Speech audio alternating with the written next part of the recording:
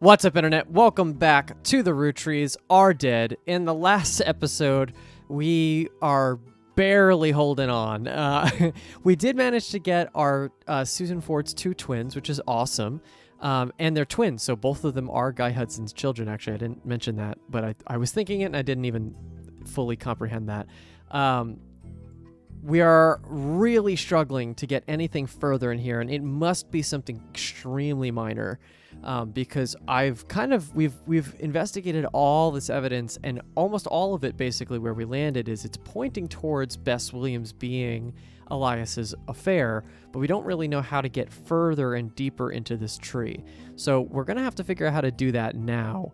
The only thing I didn't do in the last two episodes to figure this out was to look back through research. So I think I'm gonna maybe do that. Let's take a look at Roottrees Australia is basically a dead page. We should just delete this entirely. So let's just do a quick scroll. I think it's not even really worth looking at some of these. I think I'm just going to delete that one too. Ruby, I have a really strong feeling that this has to do with something. Why is this in Ruby's page? Mercury Sunday. I gotta remind myself about that. Why is that here? That's a dead thing. I'm gonna keep that up for a second. Clementine, we've got Elias. Yeah, because that should be here. Maybe I just mischaracterized it. Okay.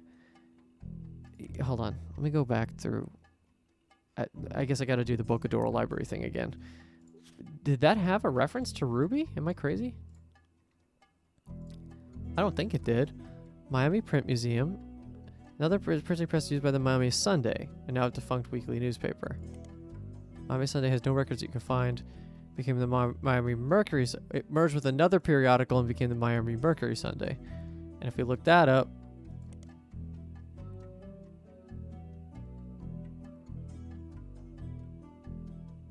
Miami Sunday.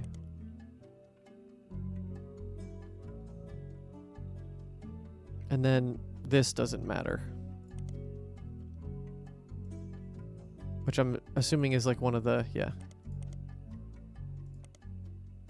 Why did I put Ruby Spratt here? What the fuck?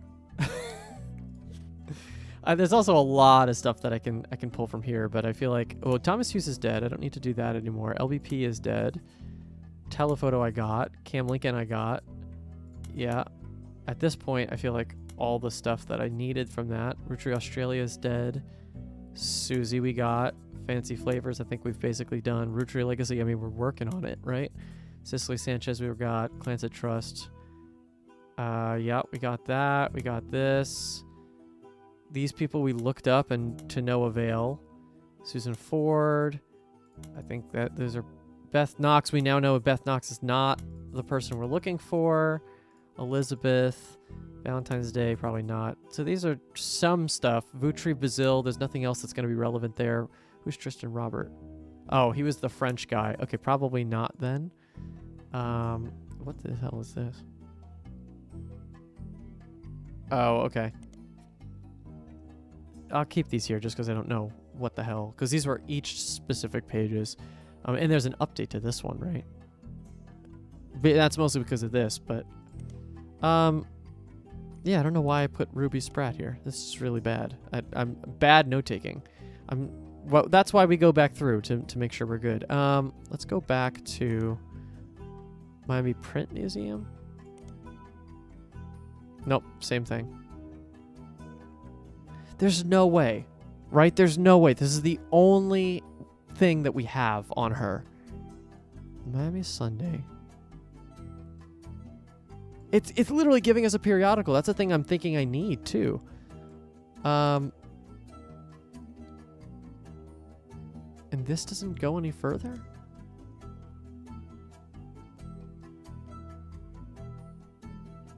Oh, wait. What if I just take the first part? Fucking hell. And that's discovered every periodical. I just got the last one. The Miami Mercury is now a defunct newspaper that merged with the Miami Sunday. The resulting newspaper, the Miami Mercury Sunday, went out of business. It was at least partially archived and available via your periodical search. Okay, we are here. Miami Mercury. So, first of all, Miami Mercury had an article about the Bess Williams section in the Boca Dora Library when it was still being built in 1928. She was already dead. It mentions that Bess's young son, now an orphan, was in attendance during the dedication. It also had a later mention from 1949, the last year the paper existed, about a bidding war for a planned expansion of the library in 1950. The bidding was won by Wildcat Construction and included a new statue, fountain, and a second room, which would double its shelf count. Okay, new statue though. That's interesting. Okay, so she has a son. How about Boca Dora Library, huh? Oh, I don't need that twice. I just need to copy it. No, what? Am I pressing the wrong buttons here? There we go. Okay, that leads to the same thing. Miami Print Museum. Okay, so probably not. So let's now look up Wildcat Construction. Is listed in the historical records having worked on some buildings in the Miami, Florida area. So this is all going to be within this, as I kind of expected, within this periodical. Wildcat Construction was mentioned, etc. In 1947, under the headline Constructing a Better World, Frank Wildcat Williams left Florida in 1941, a construction worker, and returned a hero. He won the Navy Cross for his bravery and sacrifice, having carried a fellow soldier to safety under heavy Nazi fire. Now he and his wife, Ophelia, are now carrying fellow soldiers through tough times at home. Wildcat Construction is Frank's company, focused on creating opportunities for soldiers finding difficulty getting back to normal. Ophelia has handled outreach to the wives of local veterans, who are often able to provide insight into their husbands' needs and conditions. She has, through such outreach, found 13 veterans of the war to serve as Frank's employees. The community support has been unendingly and overwhelmingly positive. It's gotten to the point where if Frank bids on a project, other local companies have decided to step back and let his soldiers handle it. Wow. This has become a bit of a sore spot for local politicians and business owners, as the bids are often not as low as they expected. The problem for them is that essentially Frank has a selective monopoly, but any attempt to circumvent it has caused an uproar and accusations of being un-American. It's uncertain what will become of Wildcat Construction, but at least for now, we're rooting for them. Interesting. So, let's look up. There we go. Frank Wildcat Williams is listed on a few different military history websites. He was awarded a Navy Cross Medal in World War II, and the story goes that even after being struck in the arm with a bullet, he managed to carry a fellow soldier through enemy territory on his shoulders for over 2 miles. He died in '96, age 74, in a retirement community in Sweetwater, Florida. An obituary on the website of a local news channel that was written by his surviving family also sheds light on some of his personal life. He grew up an orphan because his family died in a hurricane when he was very young. He could barely remember his mother and has no memory of his father. After the war, he ran a construction company that mainly hired World War II veterans and did a lot of jobs in and around the greater Miami area. He was born a joker and a shining light to those veterans who needed it most. An anecdote mentions that he used to insist he married his wife Ophelia as a matter of courtesy and convenience. She wouldn't have to change her last name. She married his wife Ophelia as a matter of courtesy and convenience. Oh, because her last name is Williams also? That's funny. A photo is attached of Frank in his youth juggling hammers in front of one of his construction sites, as he was often known to do. According to the article, he's survived by Ophelia as well as his daughters, Barb and Sharon Williams. We're getting it all right now. We're about to blow this whole thing wide open. Here we go. And there's that statue again. That's funny. He's juggling hammers. Okay, so real quick, let's do Ophelia. Let's get this correct. Ophelia Williams. And you are Frank Williams. You are you're just in construction, and you look like, yes.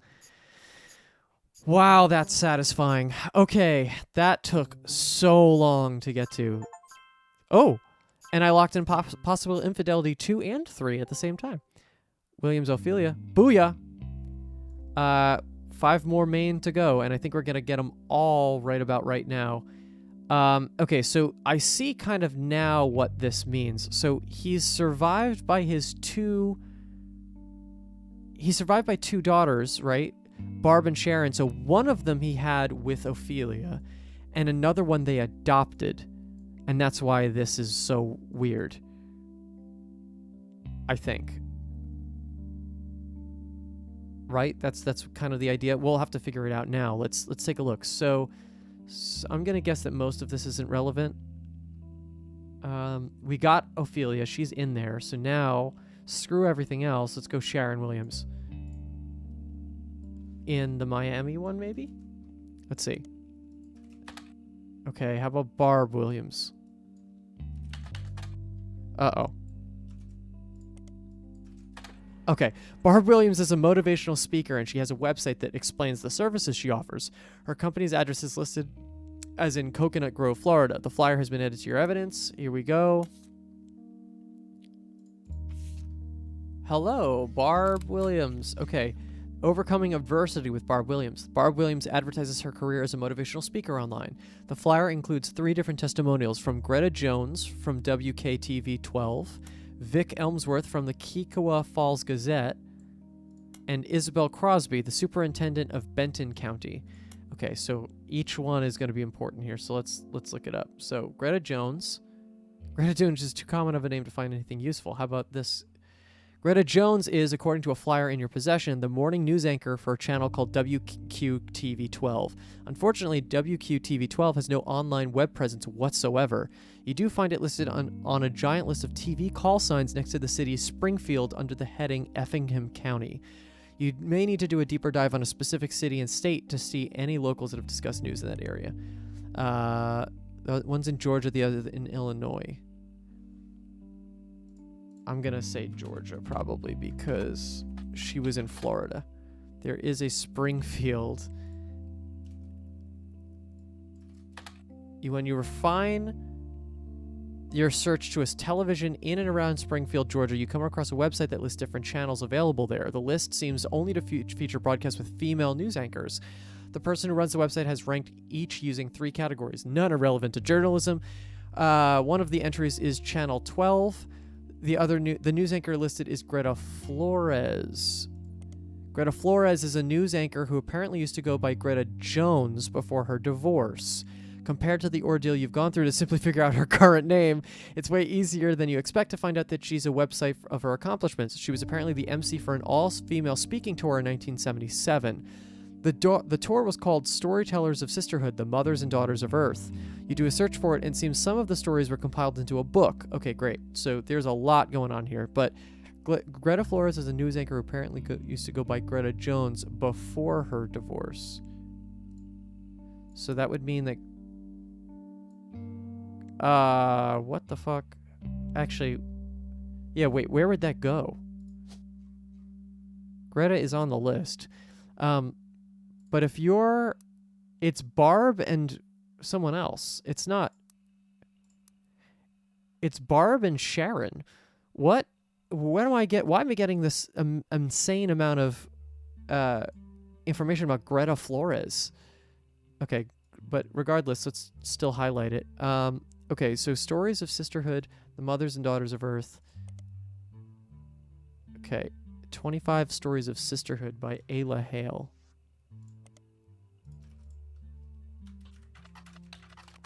Okay, this is an anthology of stories. Oh, I see. This is an anthology of stories told on a few different Storytellers of Sisterhood tours. It contains direct transcripts of most of the well-received stories told on stage. Ayla Hale is the editor, not the sole author. One of the stories by Barb Williams has been added to your evidence. Okay, and then who is Ayla Hale, I wonder? Anything about her? Nope. Okay, let's take a look. Aha. Okay, so we shall look at this in a second. Give me a moment. Ooh, Barb Williams' flyer has 5, which makes sense because we have the 5 remaining. I think that piece of evidence is about to give us everything we might need, but let's take a look.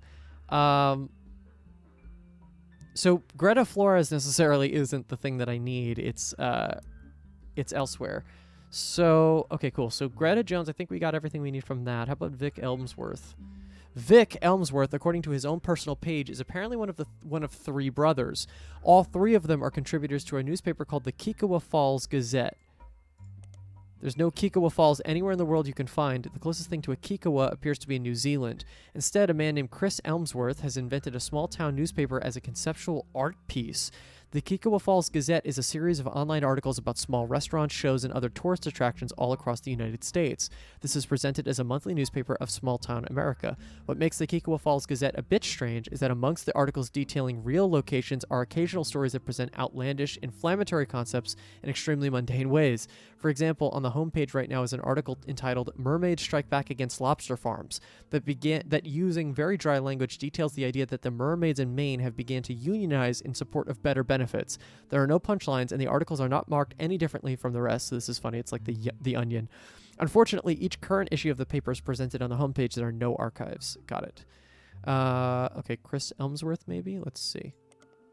Cool. Okay, done. Oh, and Vic Elmsworth. Right, because they're three brothers. Okay.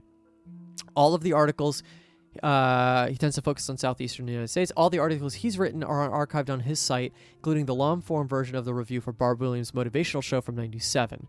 According to Victor, he's seen Barb talk more than once. On this particular occasion, Barb's talk was at a very large church, and was clear she was an expert at matching the presentation of her concepts for any particular crowd because she received a standing ovation.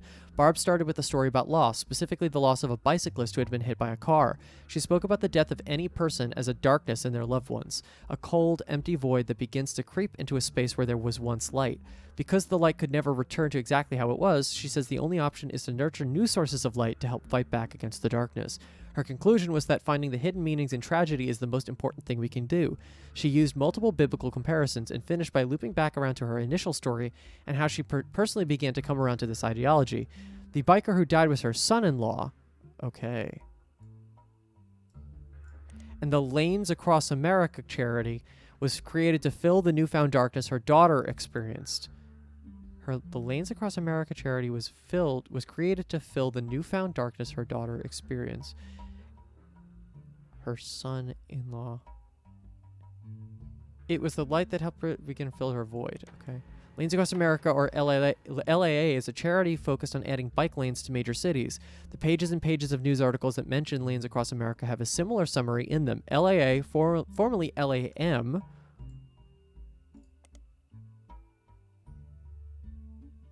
interesting, was founded in 1987 after the death of Drew Smith. Drew was biking home from work when he was hit by a car. Each year since, Lanes Across America has grown, and now they've offices in over 12 major metropolitan areas, including Miami, so that Lanes Across Miami, where the charity began. The website for the charity has a picture of Drew. The photo has been added to your evidence. Wonderful. Okay. Cool. So that helps us got that one. And then one more, Isabel Crosby. How about Benton County? And Isabel Crosby, according to a flyer on Barb Williams' website, is the superintendent of Benton County. There's a Benton County in 9 different states of the U.S. There hasn't been a Benton County in Florida since 1850, so you're not sure which one Isabel Crosby comes from. Searching for Isabel Crosby doesn't lead to anything that seems to fit what you're looking for. Interesting. Benton County, Georgia? Benton County. What does the flyer say? Maybe we don't need to know. Okay, so where is this one? Oh, what a good-looking dude. Drew Smith, featured in the photo. The rest of the wedding party is cropped out. Okay, and then we have this letter. Barb Williams had the transcript of a story she told on stage published in a book. The first part of her story focuses on 2 16-year-old girls. My sister Sharon, was a brat. Always sulking, often disobedient, never on time. She borrowed things without asking and even ran away from home only to sneak back the next day like nothing had changed. My daughter, Sharon, on the other hand, was a beautiful person. She had excellent marks in school, was intensely artistic. My daughter, Sharon? Wait.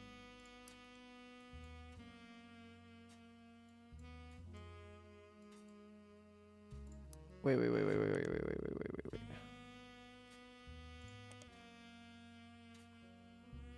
He is survived by Ophelia as well as his daughters, Barb and Sharon Williams. Barb, Sharon, or Sharon, Barb. Interesting. Okay, I don't know exactly how this shakes out yet. This is still tough. Okay. My sister Sherry was a brat, always sulking, often disobedient, never on time. My daughter Sharon, on the other hand, was a beautiful person. She had excellent marks in schools, was intensely artistic and creative, and even volunteered at an animal rescue. She continues to tell stories of the two girls until she shifts the narrative. What was the difference between Sherry the brat and Sharon the beauty? Is it nature, nurture, or better education? Different opportunities? The answer is nothing. There was no difference because my sister and my daughter are the same girl. What? What? No. What does that mean? What does that mean? I guess I shouldn't X out. I met a boy at a county fair. Unlike us, he lived in the nice part of town. Sister and my daughter? Unlike us, he lived in the next nice part of town. He went to the good school. To a teenage girl, felt like a fairy tale, but there were boxes all over his house. He's moving in 3 days. Those 3 days were heaven to me. The final night, he surprised me. He told me he can actually see me again soon. He planned to return to visit his grandparents. I thought I was giving him a reason to keep his promise. I never saw him again, and when I finally got desperate enough to ask around, a friend of a friend told me he hadn't even given me his real last name. Barb also talks about when she found out she was pregnant. I was convinced my life was over, but my parents, they took charge. I had to live at a home and work a part-time job, but they removed the burden of motherhood. I managed to scrape out a degree in English, and as far as my daughter was concerned, I was her much older sister. Aha. Barb uses the story to come to a conclusion. When I was younger, I thought my sister was the brat, and I wasn't wrong. But she ran away from home to work at that animal shelter. She borrowed my clothes for presentations at school, and her creativity allowed her to open up Sherry's hair. Okay, got it. It took me far too long to realize the beauty was always there, too. In fact, the brat and the beauty exist in all of us. It was my inner brat that allowed me to keep me blind to the truth, and I'd like to say that it's the beauty in me that was finally able to see what I was missing. I implore all of you to call upon the beauties in yourselves whenever the brat tries to take hold. This is wild. What? So there's no like weird father is your father but also your husband thing. It's literally just... Oh, and that's why it's John Doe. So you are Barb Williams. You're a speaker. Public speaker. You look like this. You technically, it is your daughter with this person, John Doe, but treated like a guardian, right? So the two of you treated her daughter like it was her sister. And we're about to get that picture. And that is Sharon Williams. Got it. And she's a hairdresser. Okay.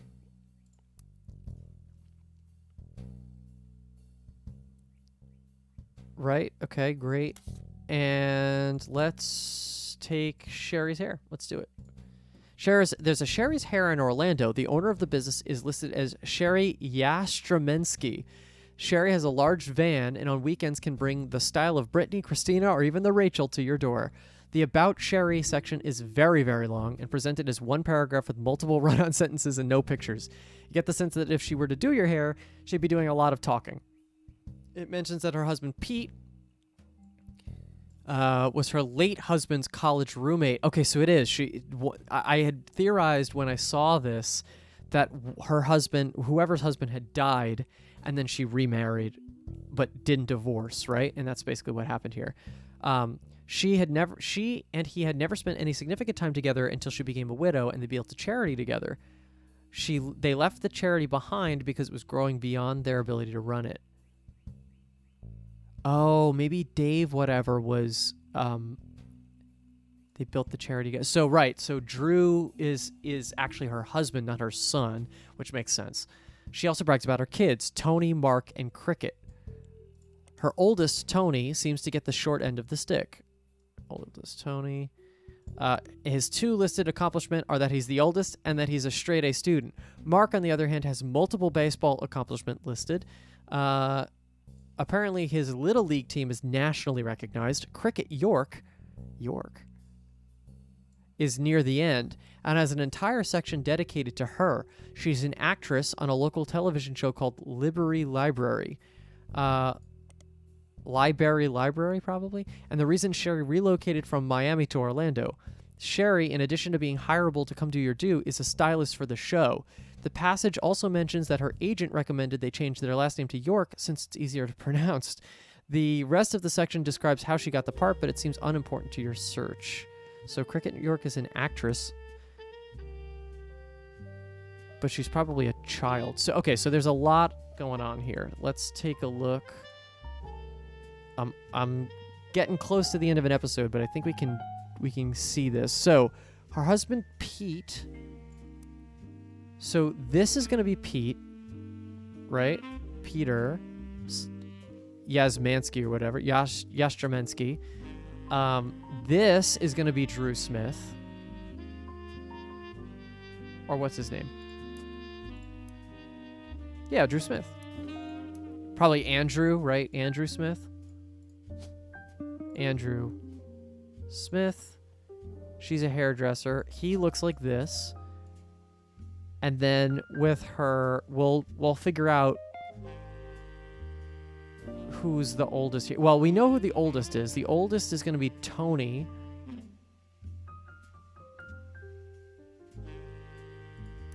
So this will be probably Anthony, but let's... Right, Anthony Yastromansky. She is... oh, wait, no. Not Yastromansky. They'll be Smith, but I don't know that yet, so let's not do that. The other one is Mark, right? Yeah. Mark, unknown last name. Mark is a student. Tony is also a student, unsure how old, so we'll leave that up to interpretation. And then we have Cricket, which I'm surprised they didn't... Oh, what? That's not her... Oh, no, it is her birthday. Look at that, Cricket. We're looking for birth names always, right? Even if they're changed to last name. Yeah, I think that counts, right? So now we do actor. Where are you? Actor. Okay. I mean, that's definitely... That's so strong now. We're very close here. Let's do Cricket York. Let's do it. Library is a children's show filmed at a studio in Orlando, Florida. It's been on the air since '91. In the show, multiple adults and children interact with different animal puppets in a small town called Library. Unlike some popular shows involving non-human performers, this one isn't funded by the public. Instead, it's paid for by donations from businesses related to education. And this includes textbook manufactured called Carithmetic, tutoring companies like EDUC82U, as well as a few known publishers of picture book. I don't get that one exactly. From what you can find, it's syndicated in a few markets across the southern United States and in New Hampshire for some reason. Like some other children's entertainment, many of those that grew up with it tend to have fond memories. That works in your favor because the show has been documented by a few fan sites. There's even a library web ring, though it only has 3 entries. You click through the sites in the ring, and you find that Cricket York joined the cast in '97 at the age of 5 and is still listed as a current cast member. A picture of Cricket from one of her first episodes has been added to your evidence. Wonderful. How about these? Christ. Carithmetic is a math textbook company. They were in the news last year when a primetime news program did a full comparison of their 4th edition textbooks and their 5th edition textbooks. Schools were complaining that the 2 editions seemed remarkably similar, yet Carithmetic was charging almost double for the newer edition that they had for the previous one. The news program announced that between the 2 books, there were only 16 total changes. The most notable was that the cover was changed from a picture of a water droplet creating concentric rings on a lake to a close-up of a feather. The other 15 were all instances of changing 4th to 5th. This even led to a geometry problem where the book asks students to calculate the 5th side of a rectangle. Nobody associated with Carithmetic seems to be related to your search. Wonderful. And then how about this one? Ooh. EduC82U is a tutoring service. They have a deal with Library and feature some of the actors from the show in pictures on their website. According to the site, they actually provide tutoring for all the actors and actresses on the show to accommodate their shooting schedules. Included is Cricket York, who's seen in a photo labeled Cricket and her brothers ready to learn from one of her talented tutors. Oh, Cricket and her brothers. You don't find much else about EduC82U, except that there seems to be a small subsection of Library fans who are deeply unsettled by the company's logo, which would appear after the credits on each episode. One writes, "I was terrified of the little girl in the EduC82U logo. She looked like some kind of demon doll, and I'd race to the TV every day to switch the dial before her creepy laugh came on." Oh my god. Cool. Let's take a look. Oh god, yeah, fair enough. 1, 2, 3. Perfect student, and he's the baseball kid. Okay, yeah, they made this one pretty easy. Let's see her other picture. Aw, what a child.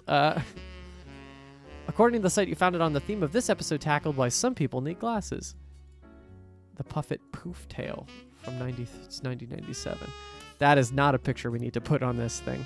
Okay, so we don't have a picture of Sharon, actually. That's interesting. So you're this one, you're this one, you're this one, and you'll have an extra picture. Cool.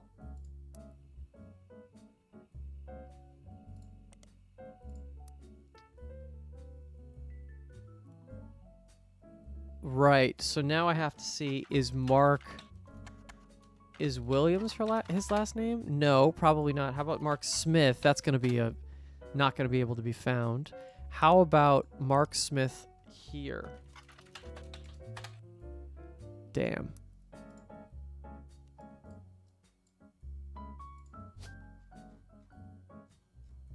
Pro athlete is funny. You could almost change it to be that.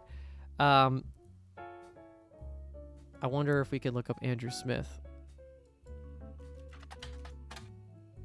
How about Drew Smith?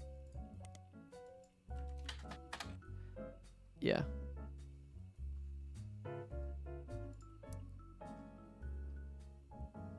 The biker who died was her son-in-law.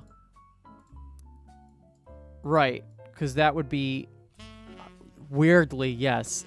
The way that they explain this made this feel very whack, but really she just had a child and her parents helped her raise it when she was too young. She was a teen mom, basically, is the idea.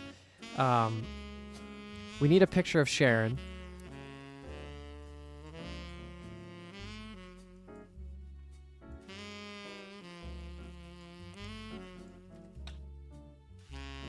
Let's see if Sherry...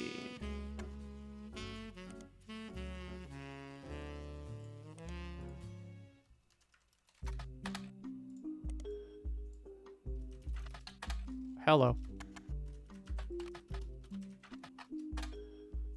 And then I wonder, can I do Sherry's hair here? No.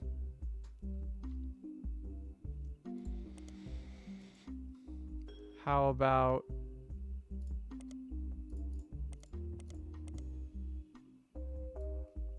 Probably not going to get anything for Tony. How about Anthony?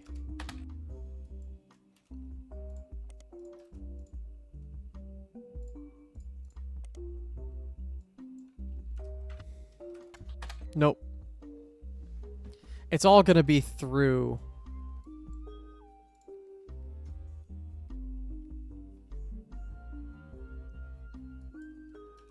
this, probably.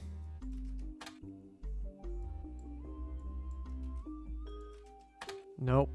Interesting. Okay, I am interestingly at a standstill now. We have most of our pictures, but we basically are going to need a couple photo between Sharon and Peter. I'm assuming that might be a lane. Actually, let's do that. Because if they created this, they might have a... How about Miami? That's gonna be it, right? There it is. Searching for Lanes Across Miami does narrow down the pages and pages of articles you found earlier to only those with a more in-depth history about the charity. Lanes Across Miami was formed in 1987, became Lanes Across America in 1984. It was founded by Sharon Smith after the death of her husband. Sharon and some of the other board members stepped down in 92, and the current leadership took over. One of the oldest articles is a full, uncropped version of the same wedding photo from the LAA website. It seems that after Sharon left LAM, they began to crop her and the rest of her wedding party out of the photo to focus solely on Drew, who's the face of the charity. Got it. So who are these other guys?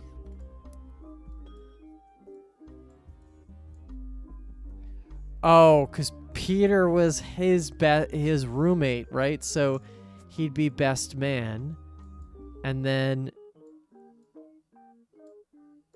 Oh, interesting. Okay. So... Oh, and you have another picture. Okay, wait, great. So... and Sharon married him, so that would be her, right? Right. And it didn't go because I haven't finished the rest of the occupations. Okay, so I'm there. I'm literally there. Let's just finalize with this. He should just be a student. And technically you're a student too. Uh-oh. Oh, I don't have their last names. Whoops. I think you're an actor. I think I shouldn't say that for sure. I don't know why I'm looking elsewhere. They're all here. You should be Smith. Both of you should. Oh, yeah. Come on. We've done it. And we just added 2 more. Barbara Williams. We've locked in possible infidelity. Barbara, Sharon, Cricket, Anthony, Mark. Yes, baby. Booyah, for sure. All right, they're back. Hi again. I know you probably thought you were done, but it turns out what you're doing here might have some pretty major repercussions on the family tree. Again. Also, there's something really strange happening. I can't explain it. Neither of us can. I'd call it a simple misunderstanding, but it's digging at the pit of my stomach. I just have a feeling. Clark? Last week, let's just say being the president, sometimes people bring me things. Just skip to the important part. Right. One of our janitors brought I me some knew hair it. Ruby Spratt's trash. It was Bonnie Hudson's. Bonnie is Guy's sister. She'd sent us her hair to test potential root trees, since her DNA is closest to Guy's. But Ruby threw it out, and I wasn't sure why she would have done that. Especially right before we began testing the tree you provided. When I asked, she told me she thought the samples needed to be fresh every time they did a test. It seems really odd. Ruby was the one who convinced us to do DNA testing in the first place. She seemed so knowledgeable. I don't like it. You've done more of a deep dive on these people than anybody else has. Clark will keep a closer eye on the DNA tests from now on. You have an eye for anomalies. We need you to find the smoking guns. Oh. If there's anyone you're 100% positive can't be a root tree, or any you've got definitive evidence are root trees, then we might be able to catch Ruby in a lie. What? What does that mean? Oh, okay, so this is a confusing development. All right, cool. Wow, we definitely have to cut this episode off, but what is this? What? What? Okay, I can't look at this right now. Oh my god. What is this? So we have to actually definitively prove if each of them are or are not root trees. Plus more people. Filling in this person is optional. Inconsistencies. You have 13 possible root trees left to identify? Whoa, we got another Guy Hudson one. Wow, okay. I am confused, but I'm gonna really enjoy doing this. This is cool. So now we get to actually prove it. It's not just alleged. It's all proven now. Wow. Okay, hold on. Before I forget, let's just do this real quick. And then this one. Okay, everything else should be satisfied. Let us... I love this. This is going to be great. I thank you so much for watching so far up to this episode. We got a little bit more to go of our final push, as it will. And then we will finally definitively prove who is a root tree. Thank you so much for watching. Please give this video a like and subscribe, and we'll see you on the next episode.